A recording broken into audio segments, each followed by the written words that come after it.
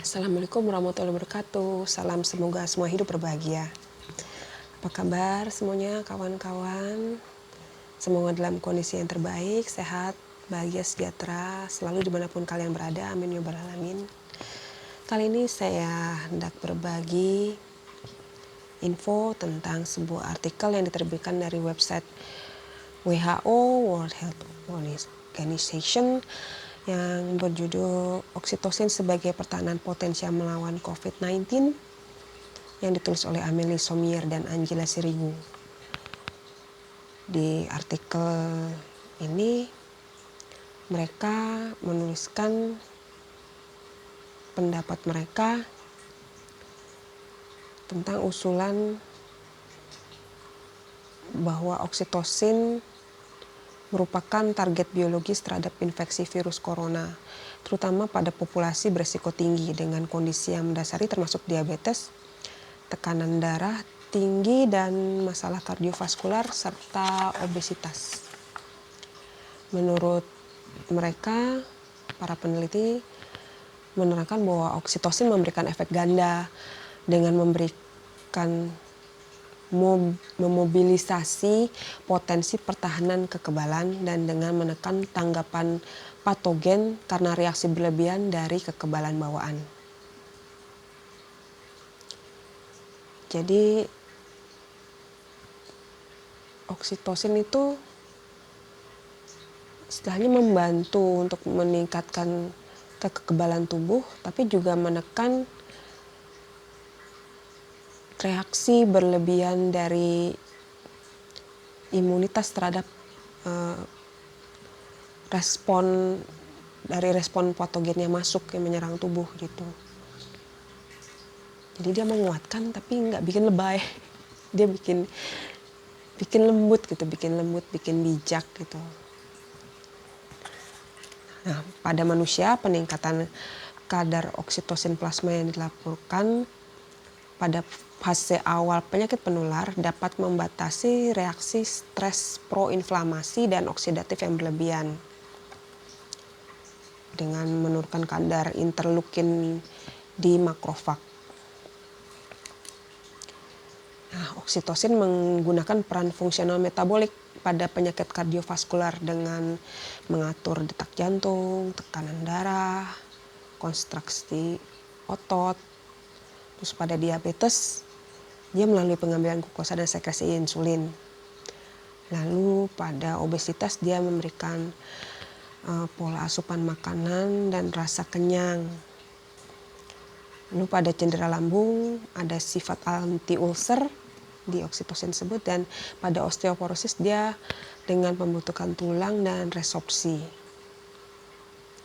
Efek ini dapat dijelaskan dengan adanya sel penghasil oksitosin lokal di otak, jantung, saluran gastrointestinal, dan ekspresi reseptor oksitosin yang ekstensif. Nah, yang menarik bagi COVID-19 itu ada oksida nitrat. Oksida nitrat itu merupakan molekul pensinyalan kunci yang bertindak sebagai modulator respon inang pada infeksi virus. Pada manusia, aktivasi reseptor oksitosin ini yang diekspresikan oleh sel endotel di arteri pulmonalis, ya, paru-paru yang dekat paru-paru ya, menghasilkan efek vasodilatori melalui stimulasi jalur oksida nitrat ini. Jadi vasodilator itu proses pelebaran pembuluh darah agar darah dapat mengalir dengan lancar, mencegah penyempitan pembuluh darah. Jadi kan kalau kena COVID-19 kan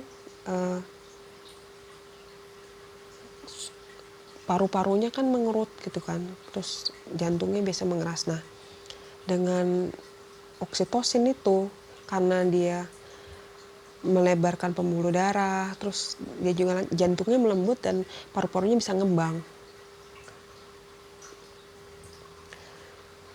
Nah, pada hewan model cedera paru akut, eksposur oksitosin mengurangi ekspresi protein inflamasi di jaringan paru-paru, jelas. Karena kan ya emang dia bekerjanya mengurangi inflamasi terutama di bagian paru-parunya seperti yang dijelaskan sebelumnya. Nah, literatur lain juga menyebutkan bahwa infeksi virus pada manusia termasuk influenza melemahkan ekspresi reseptor oksitosin ini.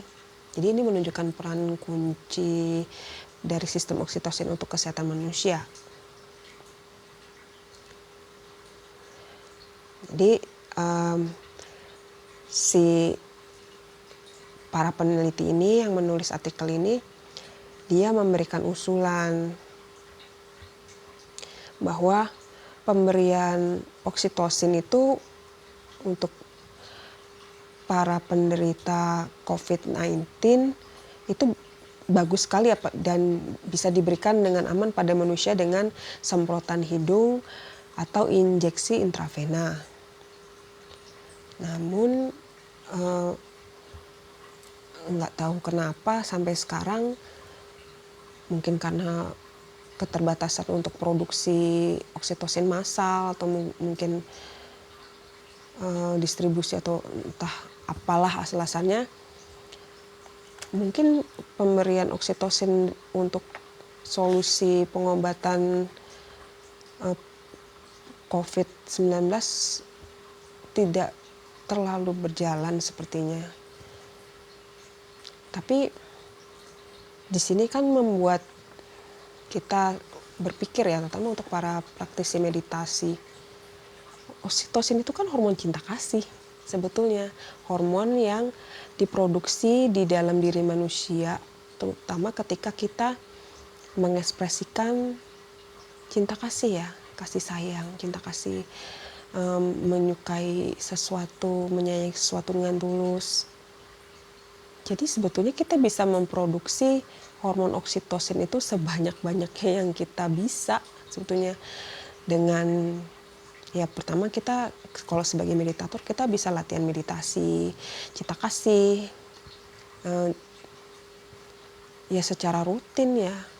Terus mulai dari kita merasakan memberikan cinta kasih ke diri sendiri lalu berkembang terus sampai akhirnya kita bisa memancarkan cinta kasih ke segala makhluk, ke segala arah. Dan itu kan udah merupakan pelatihan untuk mengembangkan kemampuan untuk memproduksi oksitosin dalam jumlah yang cukup optimal dan karena kita meditasi cinta kasih kalau bisa kita lakukan rutin, maka produksi oksitosinnya pun bisa kita lakukan secara rutin setiap hari dengan jumlah yang cukup optimal untuk menjaga kesehatan kita juga. Dan apabila kita bisa bagus kekuatan cinta kasihnya, kita bisa mengembangkan cinta kasih dan memancarkan cinta kasih ini ke semua makhluk, apalagi manusia. Itu saja kita bisa membantu para makhluk dan terutama manusia untuk juga meningkatkan kadar oksitosin di diri mereka masing-masing, membantu gitu kan, mengurangi penderitaan, membantu kesembuhan mereka juga, meningkatkan kesehatan mereka juga, terutama apalagi kalau mereka sedang dalam kondisi menderita penyakit COVID gitu. Dalam kehidupan sehari-hari selain meditasi kita juga bisa mengembangkan cinta kasih dan meningkatkan hormon oksitosin ya dengan melakukan tindakan, perbuatan, perkataan, pikiran yang selalu berlandaskan cinta kasih. Jadi kita berbuat baik, terus berusaha untuk meringankan penderitaan makhluk lain, terus memberikan kebahagiaan kepada mereka-mereka dengan tulus, ikhlas, dan dengan niat dan konsentrasi yang kuat ya.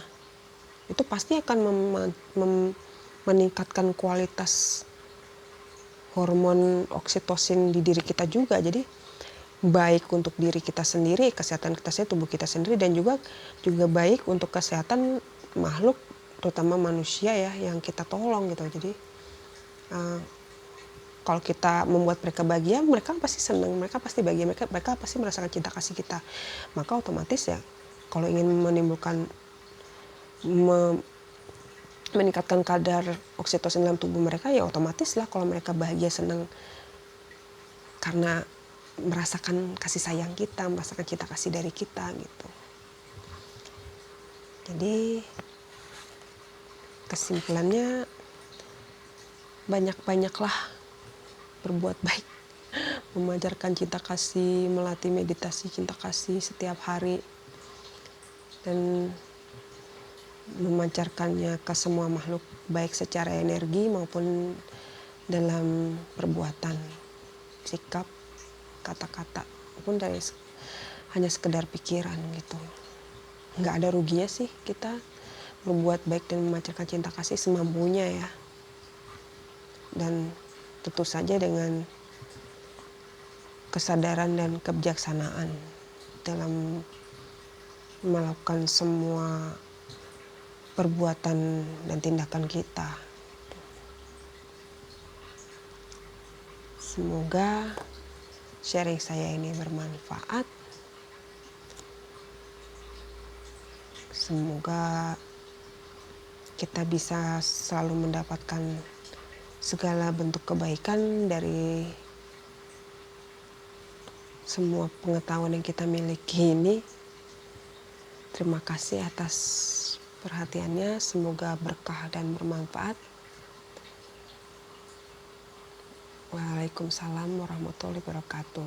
Salam, semoga semua hidup berbahagia.